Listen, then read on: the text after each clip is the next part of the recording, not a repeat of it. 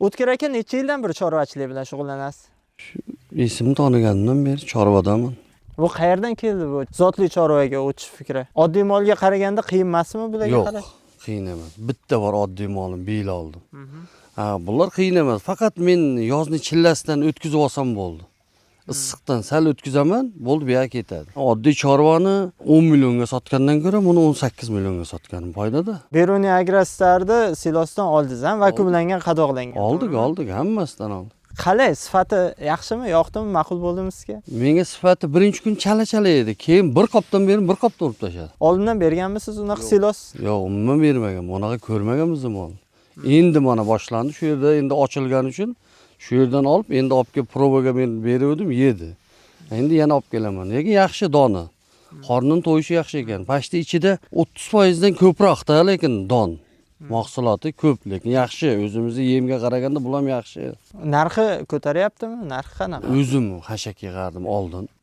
Pres olardim, pres sotib olardim, makka ekardim. Zamonaviy uskuna yordamida vakuumli qadoqlanyapti-da, o'sha vakuumli qadoqlash ham qanaqadir foyda beryaptimi saqlashda? Yo'q, nimaga foyda bermaydi? Kecha sovuqda muzlamadi lekin. Kilonkada olib keluvdim-da men. Qo'y mana yerda qolib ketgan ekan, muzlamadi.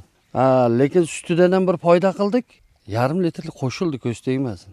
Silos yegandan keyin. Mana shu bugun kecha silos yedi, bir qop. Shundan ertalab sog'di, lekin boya biz bolalar. Sut ko'paydimi, yem ko'paydimi dedi. Men aytdim, o'shandan foyda bo'ldi yo'q dedimdan, indamadim meni. O'shani endi ko'raman, hozir olib keltiraman.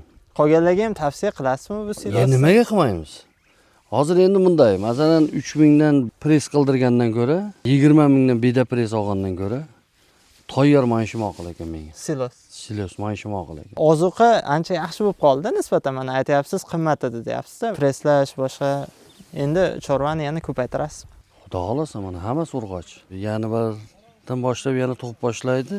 Hammasi sunniy.